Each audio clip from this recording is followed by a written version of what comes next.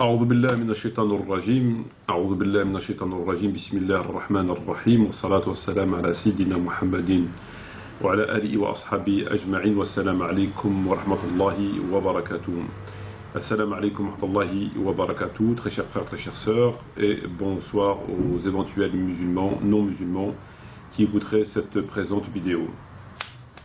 Alors, une fois de plus, je vous remercie chaleureusement de l'attention que vous apportez à mes différentes interventions, et j'espère que cela continuera davantage et de meilleur en meilleur, Inch'Allah. Alors, comme on l'a vu dans les précédentes vidéos, on a évoqué la question de Tariq Ramadan sur les différents sujets qu'il avait abordés, que je considérais être comme des propos complètement hérétiques. On avait abordé la question de l'homosexualité, on a vu quelle était la position de Tariq Ramadan sur l'homosexualité, on a vu quelle était la position de Tariq Ramadan sur le verset concernant le fait de battre son épouse. Et on a vu sa position aussi sur la question de le fait de marier une musulmane à un non-musulman, donc à un mécréant. Donc à travers ces trois différents sujets que j'ai abordés, qu'on a ensemble analysés, on a pu constater que Tariq Ramadan était carrément à l'opposé de la position de l'islam, du prophète bien sûr, et de l'enseignement de façon générale. Donc il était carrément à l'opposé, non seulement il était à l'opposé, mais en plus ses propos étaient extrêmement graves, dans la mesure où si on venait à les mettre en application, cela aurait des conséquences dramatiques pour les musulmans et les musulmanes, puisque entre autres il autorise une musulmane à épouser un koufar au nom d'un soi-disant contexte, et j'en passe. Et donc on s'imagine bien la situation d'une musulmane qui serait la femme d'un koufar qui n'a pas du tout la même conception de la morale, etc. Alors que Dieu dans le Coran et le prophète l'ont clairement interdit. Ensuite on a vu sa dénaturation par rapport au verset, le fait de battre son épouse. Donc comment il a essayé d'infirmer le verset à travers une explication qui était complètement bancale et stupide à la fois. Et on a vu aussi la question des homosexuels, et donc voilà, donc ces trois questions-là. Alors, comme j'ai dit à nos frères et sœurs, à ceux qui ont suivi ces différentes vidéos, que j'avais l'intention de développer de façon beaucoup plus poussée les propos de Tariq Ramadan, afin que les gens prennent connaissance, puisque j'ai pu constater que beaucoup de gens ne lisaient pas Tariq Ramadan, mais se contentaient de ces jolis discours, et effectivement il a de très très jolis discours. Malheureusement, l'islam, ce n'est pas que le joli discours, c'est aussi le fond, la vérité, etc. Alors, donc on avait décrypté ces propos. À présent, je vous propose donc un nouveau sujet que Tariq Ramadan a abordé, qui est très très important. Il reste à venir d'autres sujets que j'ai notés, et que j'évoquerai aussi dans un prochain livre, un fascicule qui sortira, Inch'Allah, qui renfermera les plus grandes hérésies de Tariq Ramadan, enfin les hérésies, les évidentes hérésies. Donc on verra ça ultérieurement, Inch'Allah. Là, pour cette présente vidéo, on va aborder la question de la loi sur les nations. Alors la loi sur les nations, bon, personne ne sait ce que c'est. Moi-même, à la limite, je pourrais dire que je ne sais pas ce que c'est. Tout simplement qu'il est très difficile de trouver un titre à ce sujet-là. Mais on va le comprendre, Inch'Allah, ensemble. Alors, frères et sœurs, on va écouter, je vais vous lire déjà ce que Tariq Ramadan dit, et on va développer le sujet. À la page 77 et 78 de son livre, Tariq Ramadan dit, je le cite, « Il s'agit d'abord de remettre en cause la traditionnelle et ancienne catégorisation binaire du monde qui sépare la maison de l'islam et la maison de la guerre, à l'exception de quelques groupes littéralistes, traditionnalistes ou politisés. Plus aucun savant de référence, ni aucune organisation de poids n'utilise ces concepts. On parle désormais de maisons de contrat, de maisons de paix ou encore de maisons de prédication. » Alors ça, c'était à la page 78 de son livre. Dans un autre livre, à la page 21 de ce livre, il dit si l'on mène une recherche concernant les deux concepts fort répandus de Dar al-Islam ou Dar al-Harb, on ne les trouvera ni dans le Coran ni dans la Sunna. Il n'appartient pas en réalité aux sources fondamentales de l'islam dont les principes sont essentiellement présentés pour l'univers, pour tous les temps et au-delà de toutes les frontières. Et enfin, dans un autre livre, il dit à la page 55, ensuite les concepts de Dar al-Islam, Dar al-Harb ou Dar al-Ahd n'ont leur origine ni dans le Coran ni dans la Sunna. En fait, ils constituaient une tentative humaine historiquement datée de décrire le monde et de fournir à la communauté musulmane une grille de lecture géopolitique qui soit adaptée à la réalité du moment. Dar al-Islam, Dar al-Harb, Dar al-Ahd n'ont leur origine ni dans le Coran ni dans la Sunna. Très bien. Et enfin, pour terminer à la page 77 de son livre, il dit, sur le plan théorique, autant que pratique, on peut dénombrer un certain nombre de principes établis qui sont autant d'acquis pour aujourd'hui et pour l'avenir. Il s'agit d'abord de remettre en cause la traditionnelle et ancienne catégorisation binaire du monde qui séparait Dar al-Islam et Dar al-Harb.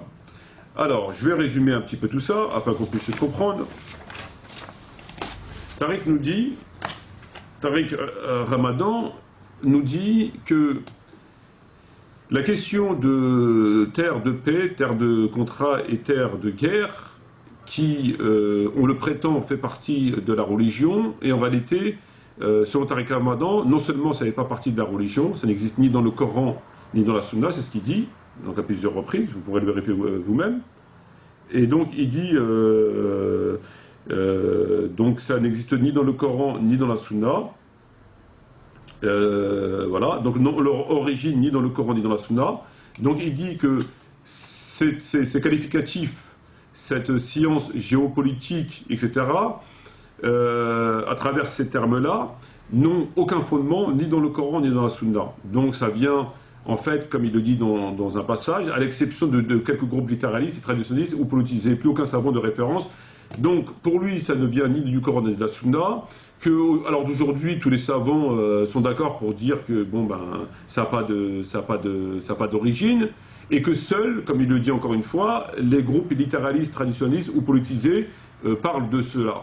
Sinon, ça n'existe pas. Et puis aujourd'hui, donc il faut tourner la page de cette prétendue, cette pseudo science qui en réalité n'en est pas une et qui n'a pas de fondement ni dans le Coran ni dans la Sunna. Voilà pour illustrer un petit peu ses propos. Et donc je me relis un petit peu pour voir si j'ai rien oublié. Donc voilà, donc c'est pour voilà, donc sur les plans théoriques, il s'agit d'abord de remettre en question. Donc et puis il faut le remettre en question, il faut tourner la page de cette prétendue science. Alors qu'est-ce qu'on doit penser de ces propos-là? Est-ce que on peut être d'accord avec Tariq Ramadan lorsqu'il dit que ces concepts-là n'ont pas d'origine ni coranique ni prophétique? Et est-ce qu'on peut être d'accord avec lui sur le fait que plus personne n'abalise, n'est d'accord avec ces concepts qui n'ont pas d'origine ni dans le Coran de la Sunna, et que seul un nombre d'un groupe littéraliste, traditionnaliste ou politisé, donc les idiots encore une fois, ceux qui avaient mal compris le verset de battre et j'en passe, donc les idiots à commencer par moi, le premier des idiots, que continuons à revendiquer et à penser que. Est-ce que ces propos sont authentiques? Alors ces propos sont tout simplement, encore une fois, une tentative d'altération à l'enseignement de l'islam, à l'enseignement du Coran, le Coran lui-même, donc Allah Azza wa Jal, et du prophète en personne. Donc c'est quelque chose, c'est une tentative d'altération et une tentative d'égarement des pauvres gens novices et ignorants qui viendraient à lire ces propos et qui croiraient au bien fondé de ces propos-là. Et je vais vous expliquer pourquoi. Déjà, lorsque Tariq Ramadan nous dit que Dar al-Islam, donc terre de guerre, terre de paix, terre de contrat, n'ont aucune origine ni dans le Coran ni dans la Sunna, il ment. Bien évidemment qu'il ment. Pourquoi il ment? C'est certain, il est bien sûr évident que si on prend le Coran et qu'on cherche un verset qui dirait terre de guerre, terre de paix, terre de contrat, personne ne trouvera. Si on cherche un hadith qui dirait terre de paix, terre de contrat, personne ne trouvera. Donc bien sûr, si on lit le Coran comme ça et si on lit la Sunna comme ça, effectivement ça n'existe pas. Or, il est bien évident que cette démarche est complètement idiote, et en ce qui concerne Tariq Ramadan, elle est complètement de mauvaise foi, puisqu'il le sait, il a un minimum de science, et il le sait très bien, c'est une manipulation de sa part. Pourquoi? C'est comme si moi aujourd'hui, je dirais qu'il y a écrit nulle part dans le Coran que le whisky est interdit. Je dirais qu'il y a écrit nulle part dans le Coran que, je ne sais pas moi, que la drogue c'est interdit, etc., etc. Ben évidemment que ce n'est pas écrit dans le Coran. Évidemment. Néanmoins, il n'y a pas écrit mot à mot, mais néanmoins, il est bien évident que si Dieu interdit l'alcool, cela implique toute boisson enivrante. Si Dieu interdit l'alcool, il va de soi que la drogue est aussi interdite. Pourquoi? Parce que par déduction primaire, enfin, je veux dire, c'est même pas une déduction, quoi. Il n'y a même pas besoin de réfléchir pour en arriver à cette déduction. On sait bien que, en fait, ce qui est visé, c'est pas l'alcool, le non-alcool ou le non-whisky, et j'en passe. C'est tout simplement qui va aliéner le cerveau du musulman. Voilà, et tout ce qui aliène le cerveau du musulman et tout ce qui peut porter préjudice à sa santé est interdit dans l'islam ou fortement réprouvé. Donc, évidemment, lorsque Tariq Ramadan dit que ces termes, ces lois n'ont aucun fondement, oui, ils ont aucun fondement. Lorsqu'on lit, on ne trouvera pas ces versets-là. Mais si on s'attend à trouver les versets à chaque fois sur le nom, l'adresse, les coordonnées, le numéro de téléphone dans le Coran de telle et telle chose, dans ces cas-là, il faut réécrire un Coran. Donc, on sait tous très bien que ce n'est pas une façon de s'exprimer, que ce n'est pas une façon d'expliquer la science. En réalité, les termes terre de paix, terre de contrat et terre de guerre sont dans le Coran et sont dans la Sunna. Pourquoi? Lorsqu'on étudie la question de la loi, et plus particulièrement de la loi guerrière, qu'est-ce que Dieu nous dit dans le Coran? On sait qu'il existe la terre de paix. La terre de paix, c'est l'endroit où les musulmans vivent entre eux. La cité musulmane, c'est terre de paix. C'est la paix qui règne. Très bien. Tout le monde le sait. Ensuite, il nous reste terre de guerre et terre de contrat. Terre de guerre et terre de contrat sont mentionnés dans le Coran. Il n'y a pas écrit terre de guerre et terre de contrat. Néanmoins, ils sont mentionnés dans le Coran et dans la Sunna. Pourquoi? Terre de guerre, on va commencer par terre de contrat, ce sera plus facile. Terre de contrat, c'est quoi? Terre de contrat, c'est là où les Ahl-Kitab, les gens du livre, donc les juifs et les chrétiens, sont soumis à un impôt dit de jizya, conformément à plusieurs versets coraniques et aux dits prophétiques reconnus. À savoir, entre autres, le verset dans la sourate Tawbah, sourate 9, et qui dit et qui verse la jizya en toute humiliation, en étant humilié. Donc on sait que Ahl-Kitab, pour garder leur religion, doivent payer la jizya. C'est une chose que tout le monde connaît. Je veux dire, il n'y a même pas besoin de détailler, on sait tous que c'est écrit dans le Coran, c'est écrit dans la Sira, c'est écrit dans les hadiths, on le sait. Donc ils paient les jizya. Ces gens-là, ce sont ce qu'on qualifie donc d'espace de contrat. C'est-à-dire, on a un contrat avec eux, les musulmans, l'autorité islamique a un contrat avec eux. Et c'est quelque chose qui est mentionné très clairement. Ensuite, on arrive sur l'espace de guerre. Qu'est-ce que c'est l'espace de guerre? L'espace de guerre, c'est là où les musulmans doivent porter la da'wa, et ce, avec les armées conformément au Coran et au hadith, dont entre autres le hadith qui est bien connu et qui est mentionné dans Bukhari et dans Muslim, « Umirt an nuqatil an-nas, hatta yaqulu la ilaha illallah, wa ani Muhammad rasulullah, wa yuqimu salat, wa yatu zakat » Comme Allah le dit dans le Coran, donc on m'a ordonné de combattre les gens jusqu'à ce qu'ils témoignent qu'il n'y a de Dieu, que je suis l'envoyé de Dieu, et qu'ils fassent la prière et qu'ils donnent la zakat. À partir de là, leurs biens et leurs vies sont sacrés. Dieu dans le Coran il dit donc les mêmes trois conditions, Tauba, Salat, Zakat. Et donc à travers, après, la biographie du prophète, la propagation de l'islam jusqu'à Poitiers, bref, les informations sont à la portée de tout le monde.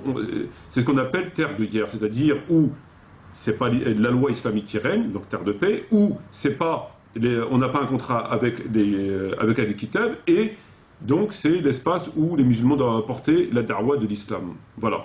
C'est-à-dire que Allah Azza wa Jal, il est en droit de ne pas accepter les shirk sur sa terre. Il est en droit de ne pas accepter l'homosexualité. Il est en droit d'accepter ce qui... Si on part du principe qu'il faut la tolérance, que pas de contrainte en religion, ça sous-entendrait que Dieu cautionne la perversion et le mal, puisque il nous demanderait éventuellement de laisser les gens, de ne pas les contraindre, donc de laisser les gens faire l'homosexualité, la pédophilie, boire de l'alcool, les plans échangistes, les orgies, etc. Puisque nulle contrainte aux religions. Donc on doit les laisser. Donc cela reviendrait à dire que Dieu cautionne quelque part cela. Alors qu'il est bien évident que Allah ne l'a jamais cautionné et qu'il nous demande de combattre les koufars et d'imposer la religion à travers un certain nombre de lois et de ne pas et de faire en fait tout simplement ce qui est d'ordonner le bien et d'interdire le mal. Donc à travers ce que je viens de dire, les trois concepts ils sont dans le Coran et ils sont dans la Sunna. Tariq Ramadan une fois de plus, avec son art d'étourdir les gens, d'égarer les gens, de prendre les gens pour des abrutis, de prendre les gens pour des ignorants et de les induire en erreur et de ne pas avoir de pitié pour eux en disant ils étaient dans l'égarement, ils veulent passer à la lumière, mais moi je vais les ramener encore dans l'égarement, etc. Se permet de jouer avec les mots. Donc il nous dit en fait compte que ces termes n'existent pas alors qu'ils existent tout à fait clairement. Ils sont dans le Coran, dans les hadiths, dans la sira et dans le tariq. Et personne, aucun savant ne les a remis en question. Aucun, je dis bien aucun. Et lorsqu'il nous dit que des savants disent que ceci, que cela, c'est complètement faux. C'est complètement faux.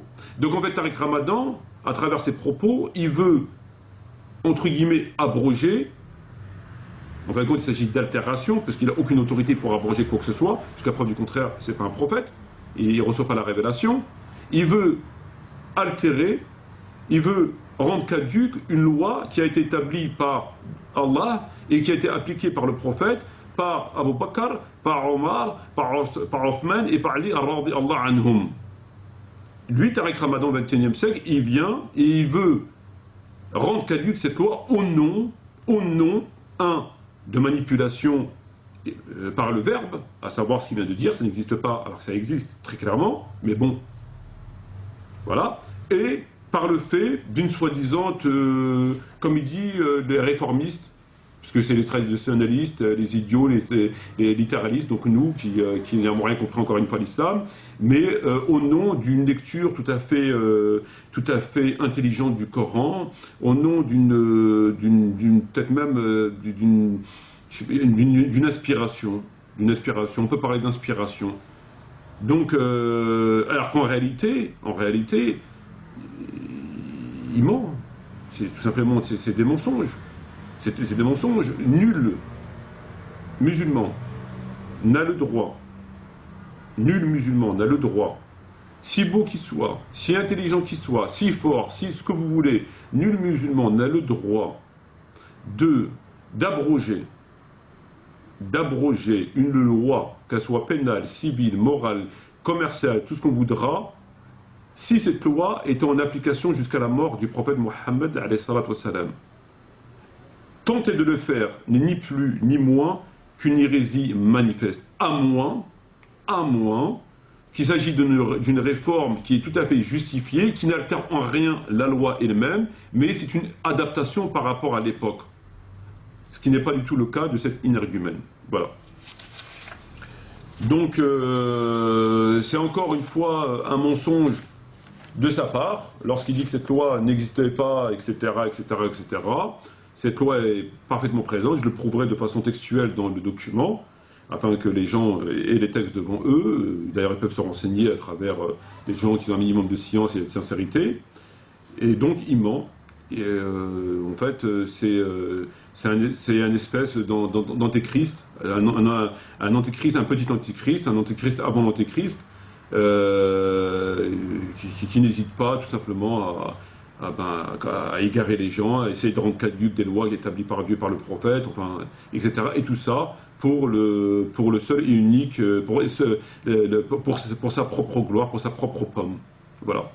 Sur ce, frères et sœurs, je vous remercie énormément et chaleureusement de votre attention. Je vous demande une fois encore d'être très vigilant par rapport à ce qu'on vous dit et par rapport à ce que vous lisez, et de faire votre travail de musulmans et de musulmanes, d'ordonner le bien et d'interdire le mal, car vous êtes responsable, comme tout musulman, de cela.